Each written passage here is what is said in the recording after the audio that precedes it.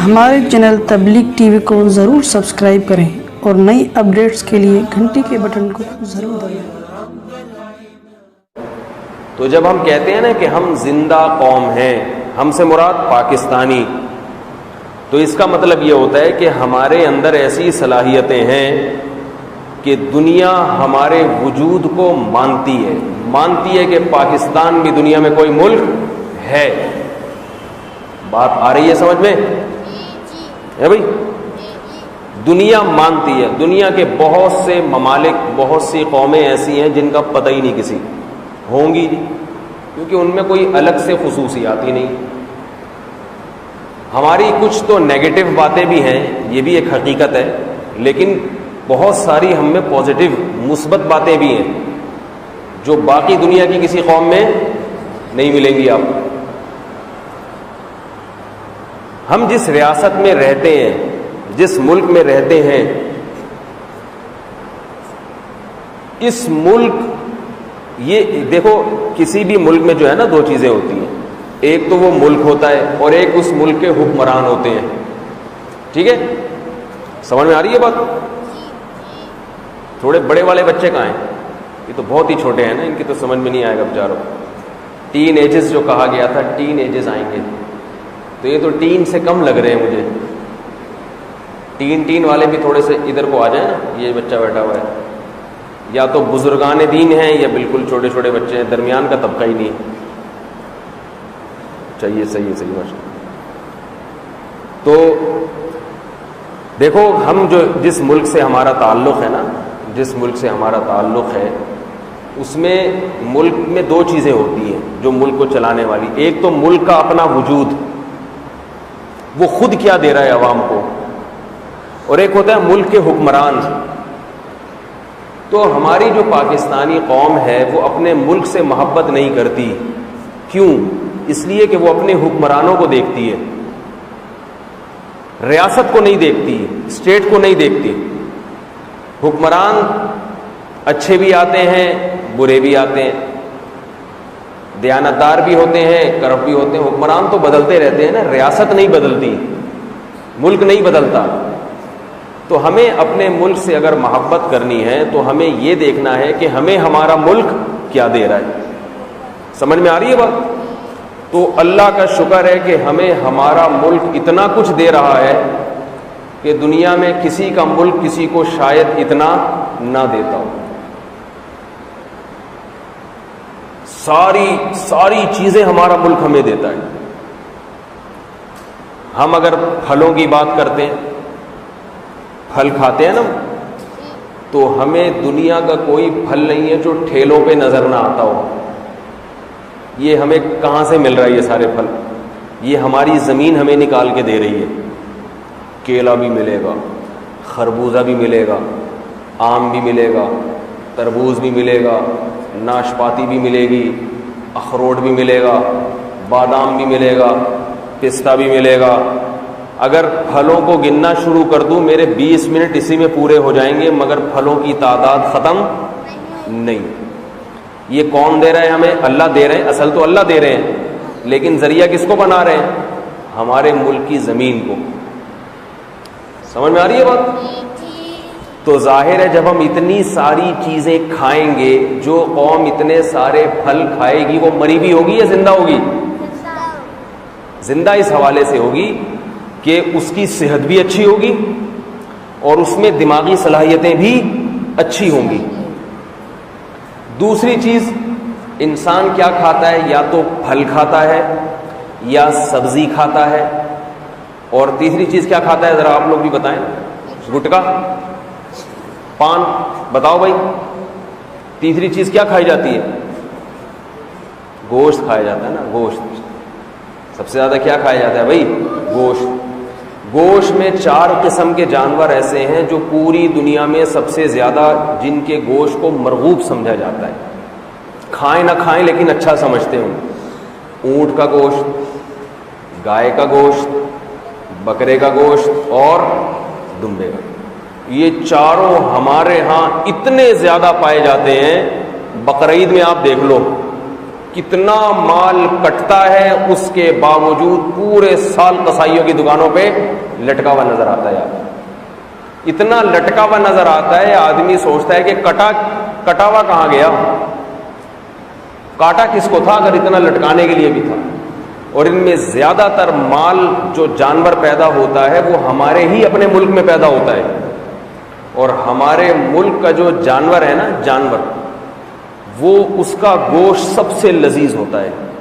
یقین نہ آئے تو آپ باہر ملکوں میں جا کے ان کا فارمنگ کا گوشت ہوتا ہے، دیکھنے میں بڑے بڑے، ان کی بچھیا، ان کے بیل بڑے خوبصورت ہوتے ہیں، بڑے بڑے ہوتے ہیں، مگر ان کا ذائقہ ایسے ہوتا ہے جیسے فارمی مرغی اور دیسی مرغی. دیسی مرغی کتنی مزے کی ہوتی ہے، فارمی میں وہ ذائقہ نہیں ہوتا. تو وہ گوشت ہم کھاتے ہیں. تو سوچ لو کہ جس قوم کا ملک یہ جو اتنا بہترین جانور کیوں پیدا ہوتا ہے ہمارے ملک میں، کیا یہ آسمان سے گرتے ہیں؟ بتاؤ بھائی. یہ بھی اسی مٹی سے بنی ہوئی چیزوں کو انہوں نے کھایا ہے ان جانوروں میں. اس لیے بیل دیکھو، وہ چاند بیل دیکھا ہے آپ لوگوں نے، سبی کا اتنا اونچا، وہ چاند بیل جو اتنا اونچا اور اتنا طاقتور ہوتا ہے وہ یہاں کی مٹی کی چیزیں کھا کے ہی ہوتا ہے. اس سے پتہ چلتا ہے کہ اللہ نے ہمارے ملک کی مٹی میں خاص برکت رکھی ہے. جن جن کی سمجھ میں نہیں آ رہا وہ چلے جائیں، جن جن کی سمجھ میں آ رہا ہے وہ بیٹھے رہیں. تو یہ برکت کس میں رکھی ہے اللہ نے؟ مٹی میں. تو اب سوچو کہ جو قوم ان جانوروں کو کھاتی ہوگی اس کے اندر بھی تو یہ آثار آئیں گے کہ نہیں آئیں گے؟ فارمی مرغی جو کھاتا ہے تو جو گوشت ہم کھاتے ہیں نا وہی گوشت کے آثار ہمارے جسم میں آتے ہیں. فارمی مرغی کھاؤ گے تو مرغی کی طرح موٹے تو ہو جاؤ گے مگر ایک جگہ سست پڑے رہو گے. آپ دیسی کھاؤ گے تو ایسے موٹے نہیں ہوگے مگر ہوگے چست، بھاگتے توڑتے نظر آؤ گے آپ. ہم جب دارالفتاء والارشاد میں تھے تو برطانیہ سے ایک گورا جو مسلمان تھے وہ آئے. ماشاءاللہ ان کا بڑا اونچا قد، چوڑا سینہ، ان کا بڑے لہیم شہیم. میری ان سے دوستی ہو گئی تھی. میں نے ان سے کہا ماشاءاللہ آپ کی اللہ نے صحت بہت دی ہے. تو انہوں نے ہمارے جامعہ میں ایک چوکیدار تھے، گارڈ بھی تھے، وہ باڈی گارڈ بھی تھے، پٹھان تھے وہ، ان کو بلایا. وہ پٹھان جو تھے نہ تو ان کی طرح لمبے، نہ ان کی طرح چوڑے، نہ ان کی طرح موٹے. مجھے کہا کہ تمہارا یہ پٹھان جو ہے نا یہ مجھ سے زیادہ طاقتور ہے. میں نے کہا کیسی بات کر رہے ہو بھائی، آپ کی تو ماشاءاللہ ران 6 کلو کی ہے، چانپوں کا تو اللہ ہی بہتر جانتا ہو. اتنی بے تکلفی سے تو بات تو نہیں کی، یہ تو میں آپ سے کر رہا ہوں. یعنی بتانے کو ان کی آپ کی تو پنڈلیاں اتنی چوڑی موٹی موٹی، قد دیکھو، ہڈیاں دیکھو، تو آپ کیسے کمزور اور وہ کیسے طاقتور، وہ تو چھوٹا سا ہے مختصر سے. اس نے کہا کشتی کرا کے دیکھ لو، یہ مجھے پٹخ دے گا، میں اس کو نہیں پٹخ سکتا. میں نے کہا عجیب بات ہے. پھر اس نے مجھے بلایا قریب، اس پٹھان چوکیدار کو بھی بلایا. پھر اس نے اپنی پنڈلی جو ہے نا ایسے دکھائی اور کہا اس پہ ہاتھ لگاؤ، یہاں پہ پنڈلی کے گوشت پہ ہاتھ. میں نے گوشت پہ ہاتھ لگایا تو ایسے مکھن کی طرح نرم نرم سا گوشت، اور کہا اس پٹھان کے ذرا لگاؤ ہاتھ. پٹھان کے لگایا، کرنٹ لگا بہت زور سے، ٹھیک ہے نا، ایسا تھا کہ پتھر. اس نے کہا یہ جسم بنا ہے قدرتی غذائیں کھا کے، اور میرا جو جسم، میری جو گروتھ ہوئی ہے وہ فیڈ، جیسے جانوروں کو فیڈ کھلائی جاتی ہے نا. اس نے کہا ہماری جتنی بھی خوراکیں ہیں ان میں انجیکشن لگایا جاتا ہے یا ان میں کچھ آرٹیفیشل وائٹامنس ملائے جاتے ہیں، اس سے گروتھ ہوتی ہے، مصنوعی گروتھ ہوتی ہے. اس نے دیسی گھی پیا ہے اس نے، اور دیسی گندم کھایا ہے اس نے، ہم نے آرٹیفیشل چیزیں کھائی ہیں. یہ فرق ہے، دیکھنے میں بہت کچھ، اندر سے خالی. تو جسمانی صحت کو اگر دیکھا جائے تو ہمارے ملک نے ہمیں جو ہوا دی، حکمرانوں کی بات نہ کرو، حکمران تو سب چیزیں بیچارے چھیننے میں ہی لگے رہتے ہیں، لیکن اللہ کی قدرت ہے کہ اتنے عجیب عجیب حکمران آئے پھر بھی ہمارے ملک کا دیوالیہ نہیں ہوا. دیکھو کسی کا باپ وراثت میں بہت کچھ چھوڑ کے چلا گیا ہو اور ایک بیٹا ساری وراثت کھا جائے پھر بھی اکاؤنٹ میں پیسہ پڑا ہو. لوگ کہتے ہیں باپ نے اتنا چھوڑا ہے کہ اگر کسی نے سب کچھ کھا لیا تو بھی بہت بچ رہا ہے اولاد کے لیے. تو یہ کس کا احسان ہوتا ہے؟ باپ کا احسان. وہ چھوڑ کر اتنا گیا تھا کہ اگر ڈاکو اس کے مال کو لوٹ لیں, ڈاکو چوری کر لیں, پھر بھی بہت بچتا ہے. تو ہمارے ملک کو پتہ نہیں کب سے کون کون لوٹتا آ رہا ہے. سابق صدر نے تو کوشش کی تھی پورا تھیلا الٹ کے جھاڑ کے سب کچھ لے جائیں. جب تھیلے کو سیدھا کیا گیا پھر بھی اس میں بہت کچھ ہمیں پڑا ہوا ملا. تو یہ کس کا کمال ہے بھائی؟ یہ نعمت ہمیں اللہ نے دی ہے. کس کے ذریعے دی ہے؟ یہ ہمارے ملک کے ذریعے دی ہے. آ رہی ہے بات سمجھ میں کہ نہیں آ رہی؟ ملک کی مٹی میں اتنی طاقت ہے, وہ سونا اگلتی ہے اور وہ اس کی ہوا ایسی ہے. ہمارے ملک میں چاروں موسم آتے ہیں, بھرپور طریقے سے آتے ہیں. ایسا نہیں ہے کہ سردی ہے تو ڈی فریزر بنے ہوئے ہیں سارے. کینیڈا میں آپ جائیں, میرے پاس تو فون آتے ہیں لوگوں کے کینیڈا سے, موسم کیسا ہے؟ کہہ رہے ہیں بہت سردی ہے. میں سوچتا ہوں بہت زیادہ ہوگی, جیکٹ پہن کے نکل رہے ہوں گے, موزے اور شوز پہنے ہوئے ہوں گے. کتنی ہے بھائی؟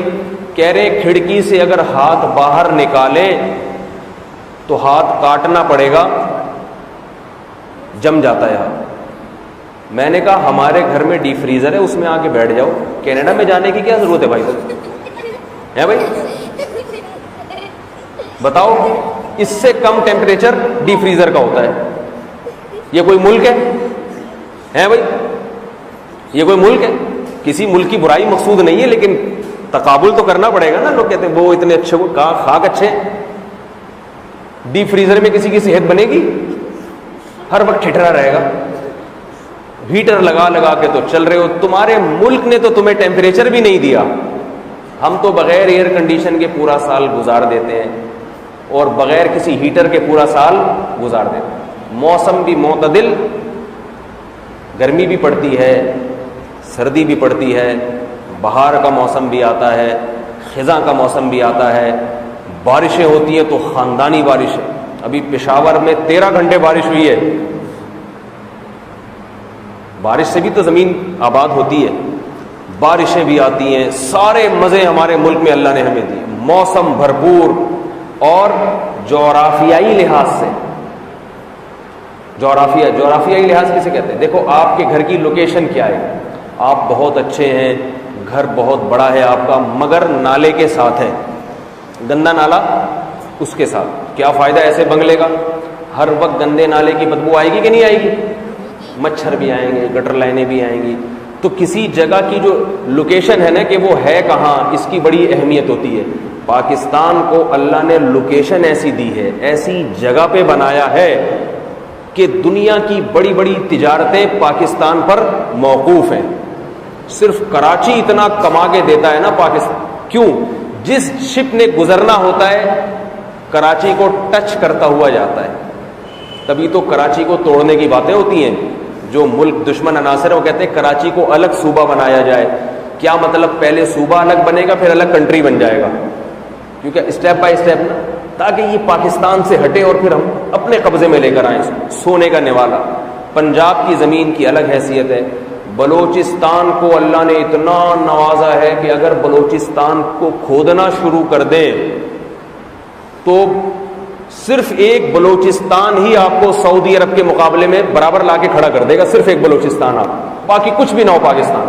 اتنا تیل ہے اس کے اندر, سونے کی کانیں دبی ہوئی ہیں, اور کوئلہ اتنا ہے کہ میں نے خود ایک ماہر معیشت نے بتایا مجھے کہ 200 سال فری بجلی مل سکتی ہے پاکستان اگر وہ کوئلے کی کانیں ان کی کھدائی شروع ہو جائے. تو بھائی جب اللہ نے ہمیں اتنا اچھا ملک دیا, اور قوم بھی ہماری بہت اچھی ہے صلاحیت کے لحاظ سے, وہ الگ بات ہے کہ ہماری تربیت ایسے ہاتھوں سے ہوتی ہے کہ وہ صلاحیتیں ہماری غلط استعمال ہوتی ہیں. وہ کیسے غلط استعمال ہوتی ہیں یہ بھی آپ کو چھوٹا سا سنا دو. صلاحیتیں بہت ہیں. کہتے ہیں کہ جاپان والوں نے ایک سوئی نہیں, امریکہ نے ایک سوئی بنائی اور کہا کہ کسی میں طاقت ہے تو اس سے باریک سوئی بنا کے دکھائے. مہارت ہے تو اس سے بھی زیادہ باریک سوئی بنائے. سوئی تو بہت باریک ہوتی ہے, اس سے زیادہ کون بنائے؟ جاپان نے اس چیلنج کو قبول کیا, اور باریک سوئی تو کیا, جاپان نے اس سوئی میں سوراخ کر کے دکھا دیا. جاپان تو جاپان ہے. پاکستان نے چیلنج قبول کیا, ٹھیک ہے. اب میں بتا رہا ہوں کہ صلاحیت ہے, مگر استعمال کیا ہو رہی ہے 2 نمبری میں. پاکستان نے چیلنج قبول کیا اور اس سوئی پہ میڈ ان پاکستان لکھ کے دکھا دیا. اتنی باریک چیز جس پہ سوراخ ممکن نہ ہو, اس پہ لکھنا کتنا مشکل ہوگا, مگر کیا لکھ کے دکھا دیا؟ Made in Pakistan. تو صلاحیتیں غلط استعمال ہو رہی ہیں, غلط. علماء کی کوشش یہ ہوتی ہے کہ یہ جو نئی نسل ہے نا, اس کو جو اللہ نے دماغ, ہم جو خوراکیں کھاتے ہیں نا, میں جلدی سے بات مکمل کروں, اس کے جسمانی اثرات بھی اچھے ہیں اور روحانی. ہم جسمانی طور پر بھی زندہ ہیں, روحانی طور پر بھی زندہ ہیں. روحانی زندگی کسے کہتے ہیں؟ کہ آپ کے اخلاق اچھے ہوں. کہنے کو تو ان کے اخلاق بہت اچھے ہیں دوسری قوموں کے, لیکن اگر حقیقی معنوں میں دیکھا جائے, من حیث القوم, ہم ان سے تہذیب اور اخلاق کے لحاظ سے اچھے ہیں. ہمارے ہاں والدین کی خدمت کی جاتی ہے کہ نہیں کی جاتی؟ وہ تو نہیں کرتے, وہ تو اولڈ ہاؤس میں داخل کر دیتے ہیں. اخلاقی لحاظ سے ہم اچھے ہوئے, وہ اچھے ہوئے یا ہم اچھے ہوئے؟ ہم تو بوڑھے ماں باپ کو رکھتے ہیں. میں اکثر ایک واقعہ سناتا ہوں. کسی نے کہا کہ وہاں ان ملکوں میں 60 سال سے اوپر جس بزرگ کی عمر ہو جائے, ہسپتال میں ان کے ساتھ بہت اچھا سلوک کیا جاتا ہے, اور پاکستان میں ہسپتالوں میں بوڑھوں کے ساتھ بہت برا سلوک کیا جاتا ہے. وہ اپنے ملک کا موازنہ کر رہے تھے پاکستان کے ساتھ. سمجھ میں آ رہے ہیں؟ بہت آرام سے ٹھہر کے بتا لو تاکہ آپ کے دماغ میں اتر جائے. پاکستان میں یہاں کسی ہسپتال میں بوڑھے کو داخل کریں, واپسی کا چانس مشکل ہی ہے. جوان کو داخل کرے تو بوڑھا ہو کے آتا ہے وہ بیچارہ. ایسا ماحول ہوتا ہے وہاں, پان کی پیکیں, چادر ہی نہیں ہے, تبدیل ہی نہیں ہو رہی چادر, نرس غائب ہے, آئے گی تو ایسی چڑیل سی نرس آئے گی, اسے دیکھ کے آدمی کا ویسے ہی جو ہے انا للہ پڑھنے کو دل کرے اسے. بوڑھوں کی خدمت کے لیے عجیب عجیب حساب کتاب رکھے. یورپ امریکہ میں آپ جائیں, وہاں اگر آپ 60 سال سے اوپر کے ہیں تو آپ کو بہت عزت ملے گی. نرس آپ سے بار بار آپ کے پوچھے گی ایکسکیوز می کیا چاہیے آپ کو, اور وغیرہ وغیرہ وغیرہ. پیسے بھی نہیں لیتے آپ سے. تو مجھے کہنے لگے دیکھو یہاں بوڑھوں کا احترام وہاں نہیں. میں نے کہا وجہ بات یہ کہ یہ جو نرس ہاسپٹل میں اس بوڑھے کی اتنی خدمت کر رہی ہے, اس سے کہو کہ اب گھر میں اپنے باپ کی بھی کرتی ہے بھائی, گھر میں اپنے بوڑھے باپ کی بھی ایسی خدمت کر رہی ہے؟ جواب نہیں میں ہو. اور یہاں جو نرس اس بوڑھے کے ساتھ بدسلوکی کر رہی ہے ہاسپٹل میں, اس سے پوچھو گھر میں اپنے باپ کے ساتھ بھی ایسی بدسلوکی کرتی ہو؟ کہے گی نہیں, وہ میرے فادر ہیں, ان کو میں اس ہاسپٹل میں لائی ہی نہیں. صحیح ہے نا, ان کے لیے میں نے الگ جگہ دی. تو پہلے تو اپنے ماں باپ ہیں, باقی بعد میں. وہ جو بوڑھے کے ساتھ اچھا سلوک کیا جا رہا ہے ہاسپٹل میں, اس اچھے سلوک کی تنخواہ مل رہی ہے اس کو, پیسے مل رہے ہیں اس کو. ایئر ہوسٹس جب مسکرا کے بات کرتی ہے جہاز کے مسافروں سے, اس مسکرانے کے پیسے ملتے ہیں. یہ ایئر ہوسٹس کیا اپنے گھر میں اپنے شوہر کے ساتھ, اپنے بھائی کے ساتھ بھی اسی طرح ہر وقت مسکراتی ہے کیا؟ بھائی بٹن دبایا, بہن آئی, جی کیا چاہیے؟ بہن ایک گلاس پانی پلا دو. جی آپ میرے بھائی ہیں, میں آپ کو پانی پلاؤں گی, آپ بیٹھیے میں آ رہی ہوں. کبھی ایسا ہوا؟ جا کیوں پلاؤں پانی, تو میرا کیا لگتا ہے پیسے دے رہا ہے کیا مجھے؟ تو اخلاق ایک تو ظاہری ہوتے ہیں, حقیقی اخلاق ہوتے ہیں. میں یہ نہیں کہہ رہا کہ ہمارے یہاں جو ہسپتالوں میں بوڑھوں سے برا سلوک ہوتا ہے کوئی اچھا کام ہوتا ہے. بوڑھوں سے ہسپتالوں میں بھی اچھا سلوک ہونا چاہیے, قانون سازی ہونی چاہیے, اس کی نگرانی ہونی چاہیے. لیکن کمپیئر کر رہا ہوں میں, تو روحانی لحاظ سے ہمارے ہاں طلاق یافتہ بہن کو لوگ گھر پہ رکھتے ہیں, اس کی خیال. ہمارے یہاں طلاق دیتے بھی نہیں اتنے آرام سے. ڈیورس ایک بہت برا لفظ ہے ہمارے معاشرے میں, مرد برداشت کرتا ہے عورت کو. تو ریلیشن ہے, رشتے ہیں, تعلقات ہیں, مسجدوں میں چندہ دیتے ہیں لوگ, مدارس میں خرچ کرتے ہیں. یہ سارے مدارس یہ کیسے چل رہے ہیں؟ لاکھوں لاکھوں روپے ایک ایک دن کا مدارس کا خرچہ ہے. کیا یہ امریکہ بھیجتا ہے یا حکومت دیتی ہے؟ یہ سب یہیں کی عوام. تو عوام میں, لوگوں میں خرچ کرنے کا جذبہ ہے. یہ ہماری پازیٹیو چیزیں ہیں, مثبت چیزیں ہیں. تو روحانی لحاظ سے بھی زندگی اور جسمانی لحاظ سے بھی زندگی.